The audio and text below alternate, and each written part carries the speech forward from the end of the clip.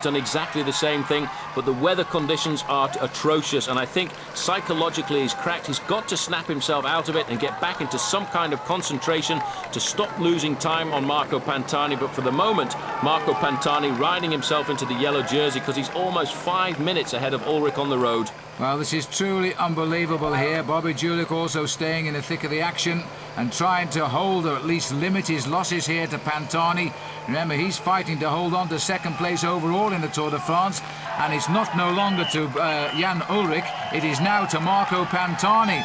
And you know, I keep thinking about Les Deux Alpes because they got the Tour away from Alpe d'Huez. The first time the Tour has been here. It's probably the most dramatic day we've seen in Tour history, in modern Tour history, and they've got weather like this. It's quite a shame, but it really has created a dramatic race. Here's Bjarne Riis now trying to come back up to Jan Ulrich. It's as if the whole of the Telecom team have been devastated this afternoon. The racing has actually been up the Deux Alpes before because the Tour of Italy came here several years ago. On that stage, it was Marco Pantani's teammate Bobrick who won the stage, and Pantani had a very bad day then. But today it looks as if he's turned the tables around because he's flying up this mountain and really writing his name into a legendary mountain stage of the Tour de France. Well, as we saw earlier, this mountain is for the Italians today. The borders are not very far away as the road goes on towards Sestriere. And Marco Pantani is giving the Tifosi exactly what they wanted to see. But I don't think even they believed they were going to see more than this man win the stage. And they are. They're going to see this man pull on the maillot jaune.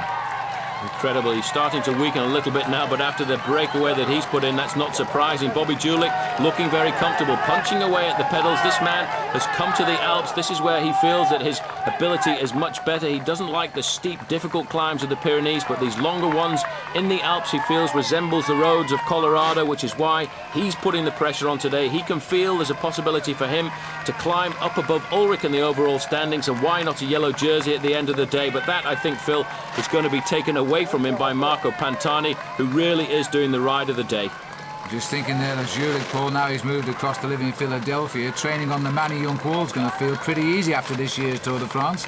It will do. It's not exactly the slopes of the Deux Alpes. You'll have to take the Manny-Yonk wall about 15 times to put it in perspective with the Deux Alpes. At the back now of the group, you can see two Telecom riders with the man wearing number 1 as last year's winner, Jan Ulrich.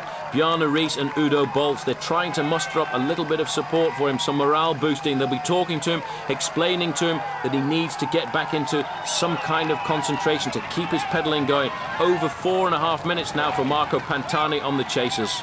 And I think that might well be to Bobby Julich and further back even to Jan Ulrich right now. But over the years, you know, the way the journalists have tried to build this rivalry between Bjarne Riis and Jan Ulrich of how competitive they are to one another. Now we have Riis here waiting for Jan Ulrich and trying to coax him up to the summit. But Ulrich realises now that he has got a great teammate in the shape of Bjarne Riis. Riis is a very experienced rider, 34 years of age now. He will know exactly what is going through Ulrich's mind, and he'll be coaxing him like a master to the pupil. Now the pupil has become of age, but still he needs somebody around him just to keep him calm in situations like this. Well, this is the one day in a Tour leader's life you hope never comes, and they always say it does one day, and it's come pretty early to Jan Ulrich. Remember, it happened to Miguel Indurain, but not until he'd won the Tour 5 times first. Bobby Julich, well, this is his second Tour de France. He wants a place on the podium in Paris. Now he's having to fight for it. Second overall this morning. He's now riding second on the road. He's holding second overall at the moment, but it's behind Marco Pantani. I bet you even Bobby Julich never thought he would be going ahead of Jan Ulrich. And Bogert is coming onto the scene, and he's flying. A great ride by the Dutch champion. He really has come to fruition in this year's Tour de France. Wearing number 51 there, your favourite number, the number that's won the Tour de France on so many occasions. I don't think it's going to be Bogart this year, but what a ride by this young man from Holland. Yeah, Bogart, again, a man that's always felt he could do something special in the Tour de France. There aren't many Dutchmen race for the overall classification.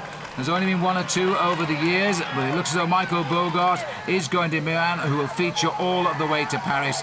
This man certainly will now. Marco Pantani still has another couple of days in the Alps as well to build more time. And if he gets a big enough time gap before that last long time trial, he may do what he did in the Tour of Italy and take this race out.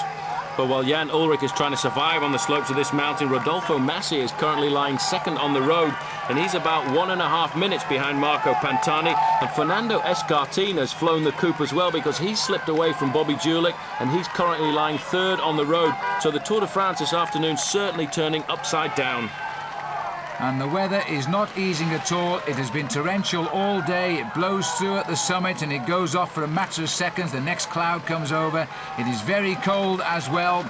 And I think now Jan Ulrich knows all about the other face of the Tour de France, the chasing group, because Pantani is in his element.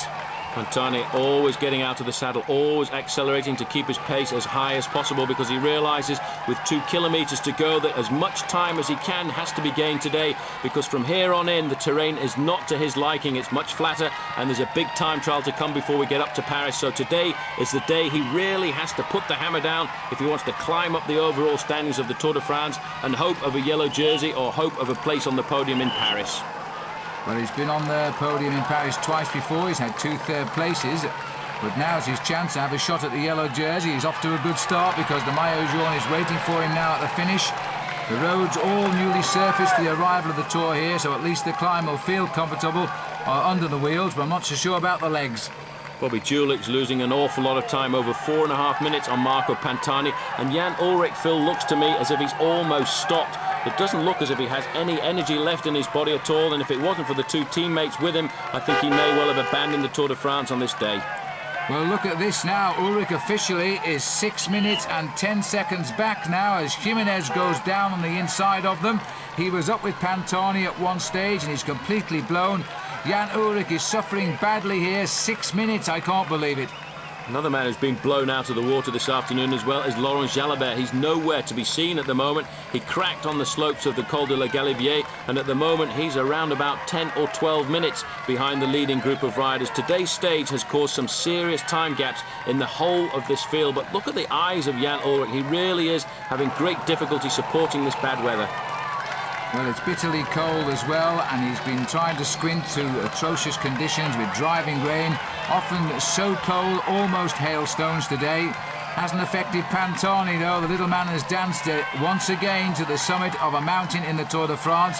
This will be, I think, his 6th stage win in the Tour de France over the years, his 2nd of this year's Tour. And this is going to be one of the sweetest, I think, because now the maglia rosa of the Giro d'Italia can be joined by its partner, the maillot jaune of the Tour de France. Well, it really has been a tough day for everyone in the Tour de France this afternoon. Although it was 12 degrees Celsius in the valley roads, over the top of the big mountains, especially the Col de la Galibier, the temperature plummeted to 4 degrees Celsius, which is only just above freezing, which is why so many of these riders this afternoon have suffered like they have. And almost 6 hours in the saddle as Marco Pantani comes into view of the crowd at the top of les deux Alpes. And again, a very fast stage, 33 kilometres an hour. So he's done it again. He's this time, though, what he wants is waiting for him. When he saw the route back in October, he said, the Tour isn't for me, I'll come out and win stages. He seemed to confirm that with a terrible prologue time, and now in the Pyrenees and the Alps, he's come right back into the reckoning. And Bobby Julich will not let go of this year's Tour de France. He continues on as he races now up to the finish. Also already gone through is Christophe Renero, so Julich will get 5th on the stage. And a lot further down, watch the time on the right here. Ulrich is 9 minutes back today. Nobody would have put a bet on that. Our camera's unable to follow Massi Escart of the Tour de France for many years. He is now 3 minutes 53 seconds ahead of Bobby Julich. Poor Jan Ulrich, he's dropped back to 4th at almost 6 minutes.